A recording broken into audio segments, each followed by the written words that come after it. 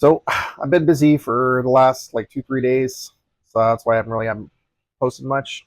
Um, just kind of doing some self care and family time and stuff like that. But I'm here. I'm still paying attention to what's going on and trying to think of the best way to summarize all this for you guys for the things that I think are important. And I'm always interested in what you guys think. So if you have thoughts, please drop them in the comments. Don't forget to hit all the buttons: like, share, comment, follow, all that. So what do we got going on? We, I believe, have more or less entered World War III, or at least high potential chance that we are going to be in World War III because Israel attacked Iran unprovoked. If you're following the media, you might be hearing that Iran's the bad guy in this scenario. Like Iran attacked Israel and they shouldn't have attacked Israel. Israel attacked Iran first. They were not under threat. Um, they should not have done what they did.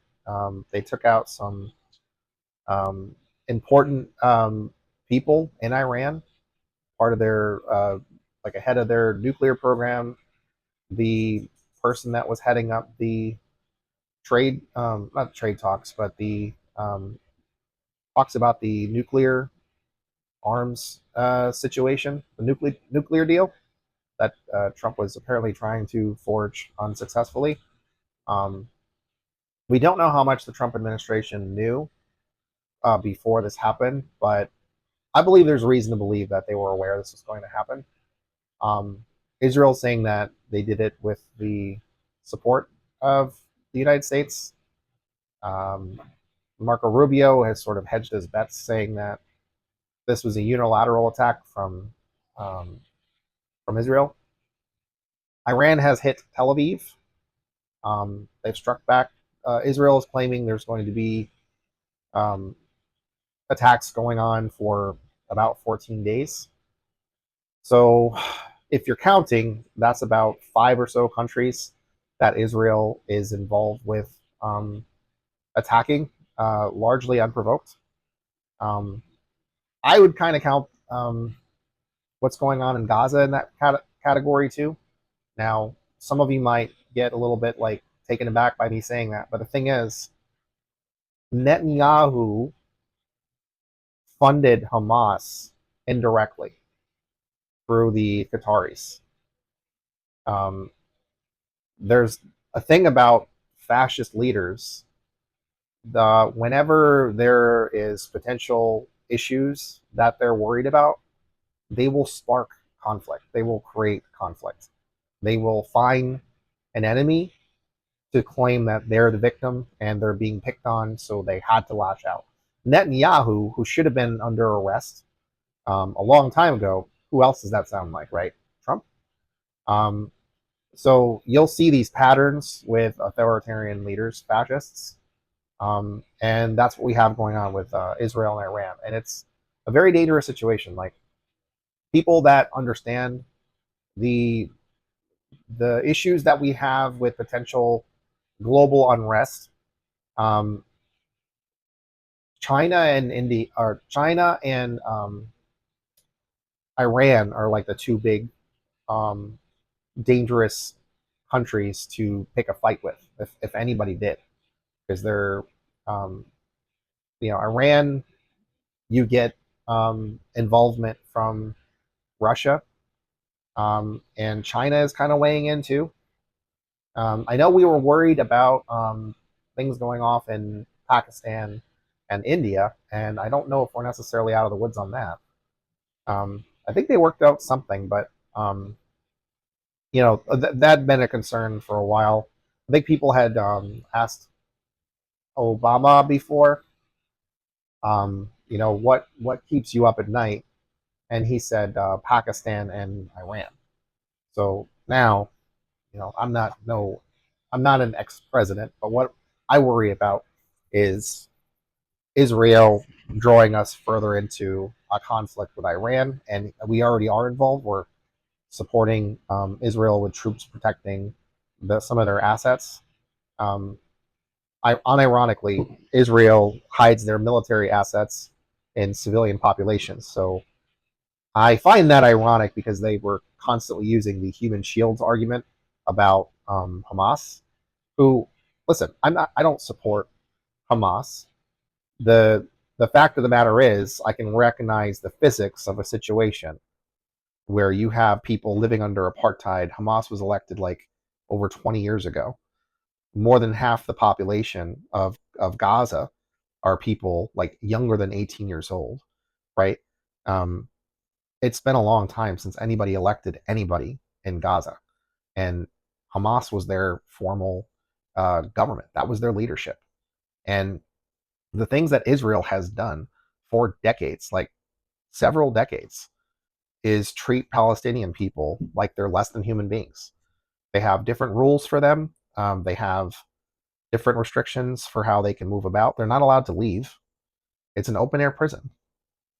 It's the world's worst kept secret.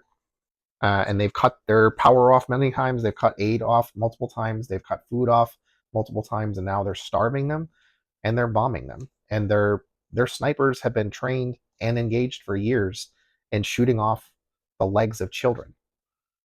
They have like the largest like child amputee population in the world. They have like a big factory there where they produce the artificial limbs because of this, because of Israeli snipers. So I have no love lost for the Israelis that are brainwashed. They're brainwashed by fascists to see Palestinians as less than human, and Israel wants to be an ethno state, and I can't get on board with that. I just can't. That doesn't make me an anti-Semite. That just means that I we cannot get on board with anybody saying that we get to just have just Jewish people here and that's it, and everyone else is treated like they're not human beings, like they can't live here. It doesn't make sense in a world full of so many different types of people who have had a lot of success with collaborating with each other, sharing each other's cultures, and getting along mostly fine. It's just these radical people, these fundamentalist type people, that are the real issue, and that should be off the table. And anybody who is like more, the majority of their population is saying they're fine with the genocide and they don't really want it covered anymore. That their side, like the Palestinian side, doesn't need to be covered. That's disgusting. And people around the world are starting to see Israel for what it is. It's a pariah state, and the United States is in lockstep with them, and it's terrible. It's bad for everybody. And now we're potentially in a conflict where it could literally draw in the rest of the world or a good chunk of it. And that's dangerous. And again, like that is because people have gone rabid fascist, and it's just, like Israel is a settler colonial project, just like America was when it started.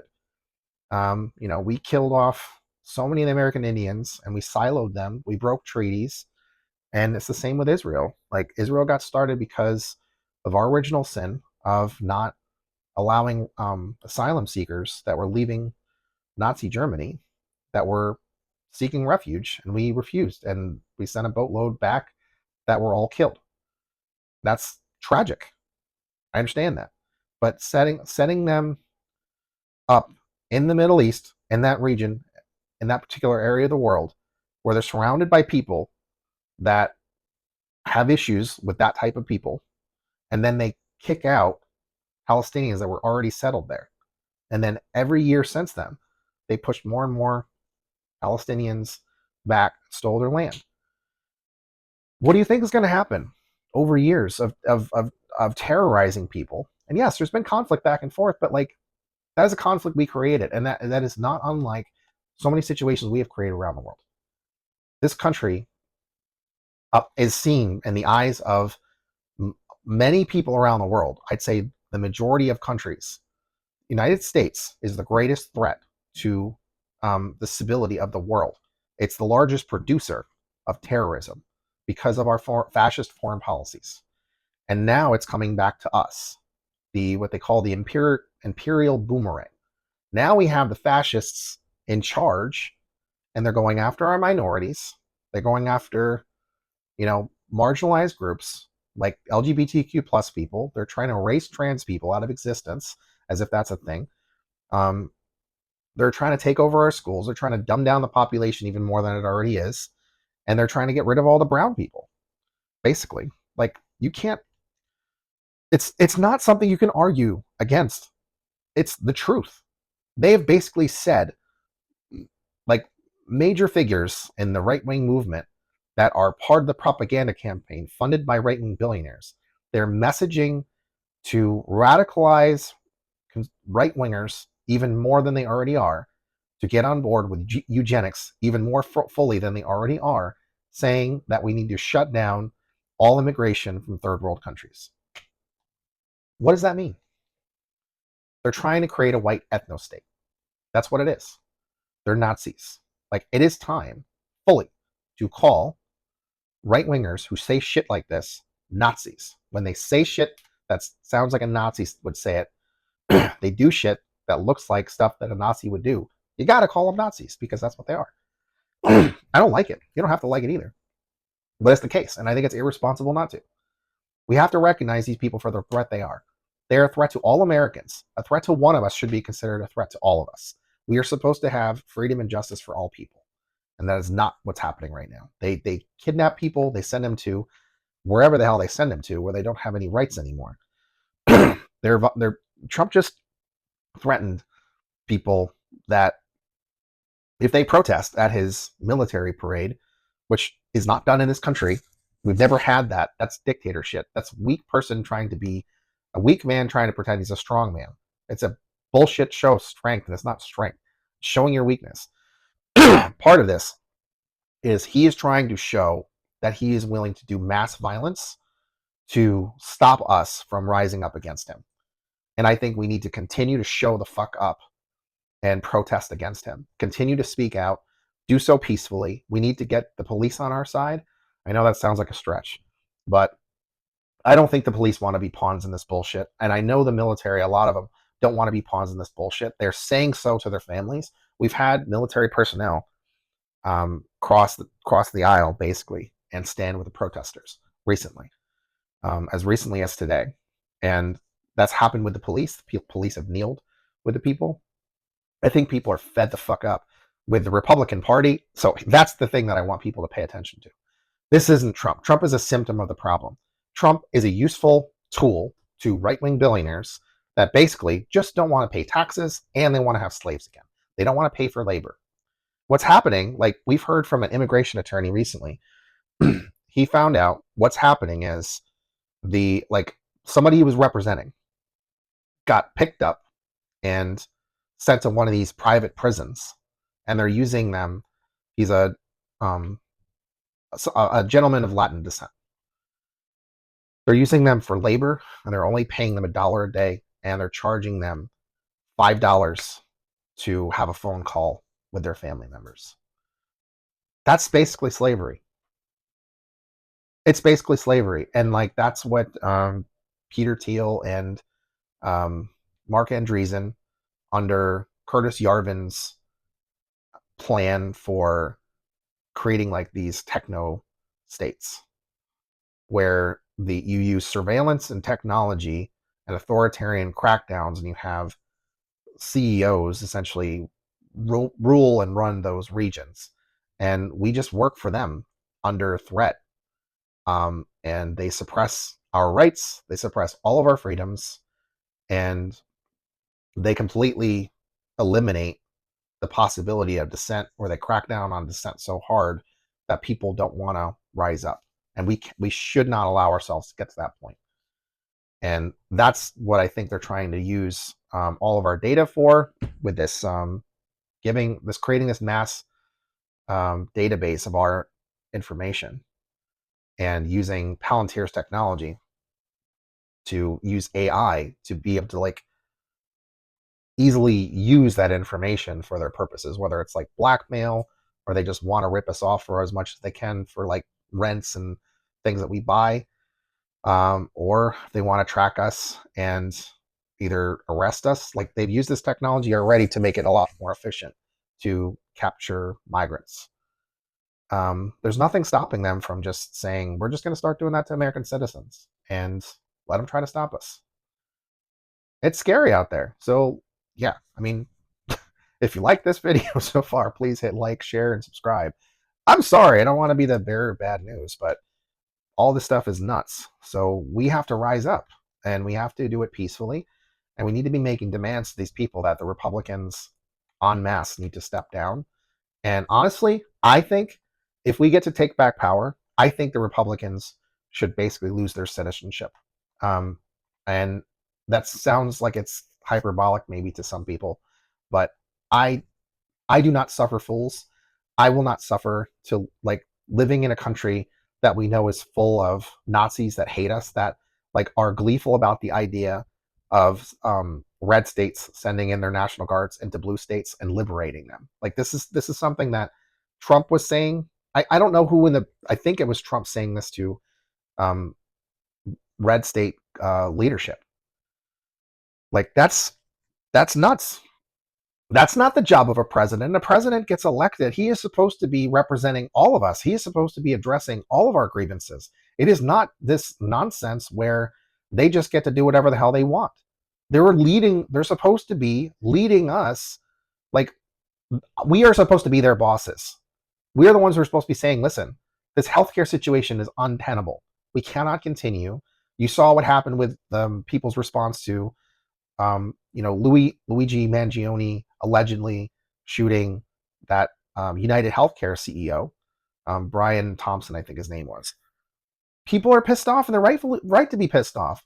Denying people healthcare is violence. Like price gouging us all the time, having a middleman be there to interrupt care, deny care, having doctors having to take away more time away from patients because of a bullshit system where you have a rapacious middleman. That just means unnecessary, right? You have a middleman that is there to what? Make a profit? Like, they make a profit by denying care. They are not making sure that they are just weeding out people seeking unnecessary care. That's bullshit. That is fucking bullshit. Doctors already have training for, people, like, let's say it's people seeking opioids, because opioids are highly addictive and people do get addicted. Like, I'll tell a story at some point about that. I can tell it real quick. So probably, like, I don't know, 6 years ago maybe, I had to get my wisdom teeth taken out, and they put me on, I'm blanking on the name of the med, but it was an opiate. And I I took I only took like 2 doses of that stuff, at the prescription um time frame. And like, I took the dose, I took the medicine as the doctor directed, right? Only after 2 doses, I'm not even kidding, I started feeling myself craving this thing. That's what opiates do. It's like morphine, but it's, a chemical, it's manufactured stuff. It's powerful stuff, and it really gets a hold on people. And once they're hooked, it's really difficult. And some people have a difficult situation where they need it because they suffer from chronic pain, and they're stuck in this nasty situation where they have to take something that's highly addictive, but they need it. And some people end up being on it for too long, even after they quote unquote needed it, and they get hooked. And in order to get off, you need like drug treatment. And doctors are trained to screen for that kind of stuff. You don't need a freaking healthcare executive or somebody, one of their underlings, doing that work. You don't need those people. Like, universal healthcare would cost us less, and we would get more care, better care. It's proven to be the case in over 32 countries, and we just don't, because we put profits over people. And that's reality. And to move forward as a country, we have to deal with the Republican Party, and then we also have to deal with conservative Democrats that are influenced and get donations from AIPAC. That's the Israel lobby, who have had a hand in our foreign policies. I have a suspicion that these guys have dirt on some of these politicians. I don't know if that's through like people like what Epstein was up to on his island of St. James. We know Trump was involved in that shit. Um, he's mentioned quite a few times. Yeah, it's a lot of stuff, guys. But we have to deal with the conservatives in the Republican Party and the Democratic Party, and we need to have strong left voices that stand 10 toes down on things they believe in, like taxing billionaires. We need a progressive wealth tax. We need universal programs like universal health care, child care, um, education that's free from K through grad school and beyond, because it's a public good. We need to really dive into having better infrastructure. We need to have mixed use zoning so we can have more cost effective um, housing that's beneficial to everybody. So, like, single family homes is like the least efficient way to use resources and use the land. um, with mixed use zoning, right? Like you have kind of like think about your um, if you've been in like a small town, like I live really close to a nice little town. It's kind of looks old, but there's parts of it that are a little bit modern. But you have really nice housing in the area, and then you have like a walkable, like there's lots of shops and stuff like that. Um, you know, places people want to live. Nice places people want to live, not like suburbs and exurbs and all that stuff. Um, but we need to have like we want to beautify and revitalize our communities, and we want to eliminate the wealth inequality. We need to make sure that people live in places and spaces that they love and they feel safe and they have community. So that's a short list of things, but hang in there. Keep using your voice. Keep telling the truth. We have to. We have to make sure that people are seeing us as much, if not more, than the people that are lying about stuff.